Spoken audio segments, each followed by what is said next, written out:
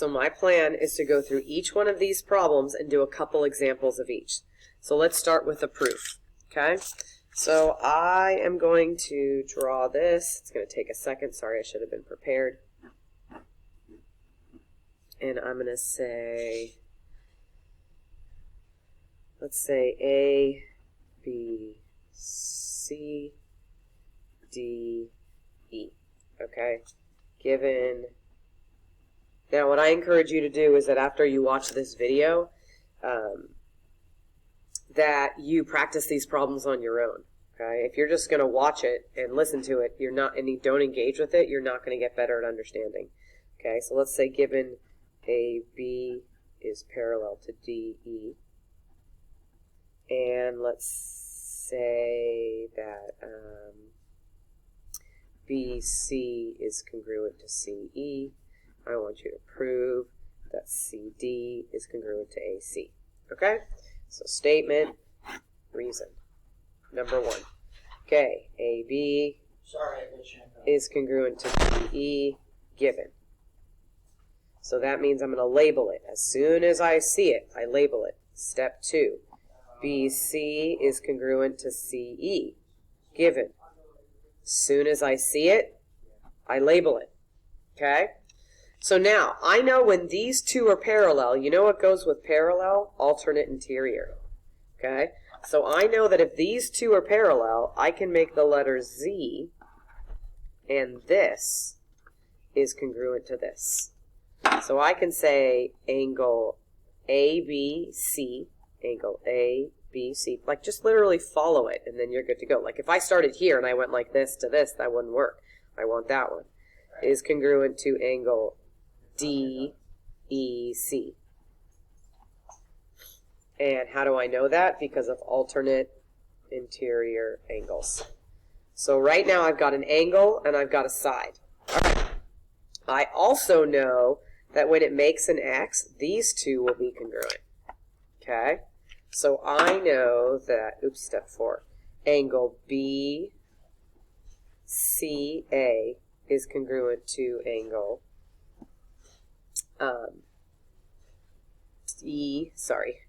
EDC. No, just kidding. ECD. So follow it to make sure you're good to go. How do I know? That's vertical angles. Okay? My handwriting's not the best, but you get the game, okay? Now, I see an angle, I see a side, and I see an angle. So I can now say triangle BCA, just follow this, is congruent to triangle ECD because of ASA congruence. Now I can do my proof, which is CD is congruent to AC because of CPC TC. Okay? If you want more practice and you want to do more, remember this page where we did all these problems and we practiced? There's more examples. Okay? All right. So this one some of you struggled on. And what I need you to get is this. If you see it's 4 sides, it's suddenly a quadrilateral. Okay? Let me zoom that in a little bit. As soon as I go like this, the only options that are left now are a rectangle and a square. Okay? So if all I did was that, then you know it's either a rectangle or square. If I suddenly go like this, it's a rectangle. But if I go like this, now it's a square. Let's go back to a quadrilateral. When I go like this, it's a quadrilateral. But if I go like this, it's not a rectangle. A rectangle means 90 degrees.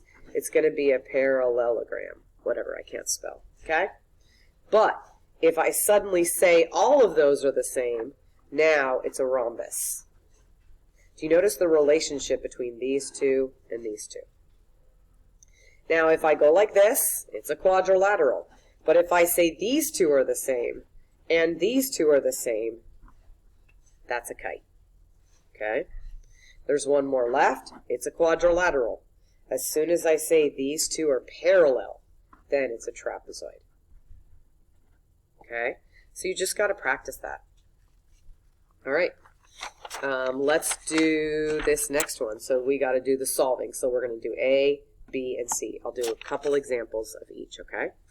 So I'm going to do number 3A.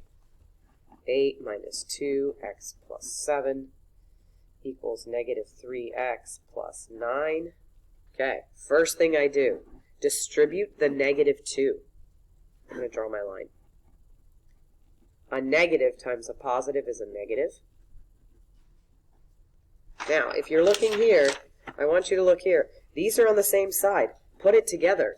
If you're not sure what 8 minus 14 is, pick up your darn calculator. 8 minus 14. Who cares? Get the right answer. Okay? So I get negative 6 minus 2x and negative 3x plus 9. Now, I move the x to the left, and I move the number to the right. So I moved that to the left. I moved this to the right. 1x equals by 15. Divide by 1. X equals 15. Okay? I'm going to do one more example so that you can see another one. So we're going to do 3A again. A couple examples plus your review. I encourage you, as soon as I write it down, practice it and see where you made a mistake. Don't just watch it and go, I got it. Because you don't have it. And that's okay. That's why you need to practice. Let's go 3x minus 4 minus 2x equals 9 minus 2x minus 5. Okay. All right. So if I draw my line and I look over here, these two are the same. Put them together. 1x minus 4. Some of you might put x. Then look over on this side. Okay, let me use the calculator to cover it. Distribute the negative 2. A negative times a negative is a positive. Now these two are the same. Now that's all I got. Let me bring this down. And now we do what we did last time. Bring the x over here. Bring the number over here. Do the opposite. Plus 2x. Do the opposite. 3x equals 23. Divide by 3. I made it up, so it's not going to work. Equals 23 over 3. It's fine. Okay? Again, I encourage you to be practicing these on your own. Okay, 3b. So this is the absolute value. I'll do two examples of 3b. Okay. A lot of you made this mistake on your test. You can't split it until you get rid of that. That is touching. Touching means multiply. The opposite is divide. Now I can split it. I don't think you have a hard time from doing this. It's from here to here.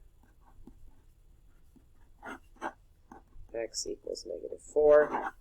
X equals negative 10. Use your darn calculator and make sure you get it right. Let's do another 3b. 8x minus 1 equals 7. Okay. The difference between these two is, see, you had this number on the outside, so you had to get rid of it. But you don't have anything on the outside, so you're fine. You can just split it.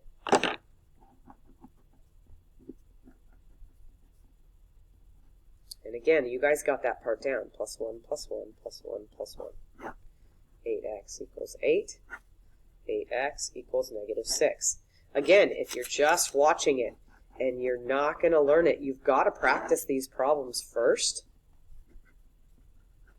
But if you don't practice it, you're not going to get it. That's even, so you can actually simplify. And there's my answer there. Okay?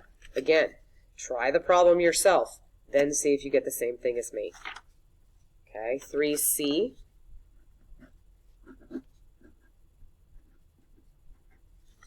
If this is a square root, square it. Some of you are not knowing how to square things. 9 squared means 9 times 9, and you should be doing this problem first by yourself. I think I've said it enough. Hopefully you hear me. Okay? I only want you to do your best. I promise you I know techniques on how to pass a test because I've passed a couple before.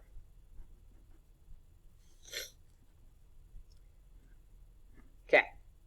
How is this problem different than this one? You got something on the outside, so you got to get rid of it. Okay. Again, pause it, try the problem, and then check it.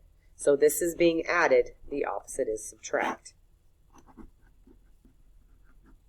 Now I just have the square root. Square it. Keep that. 5 squared means 5 times 5. 5 by 2. X equals 25 over 2. That's fine. Okay? That's the front page of the test.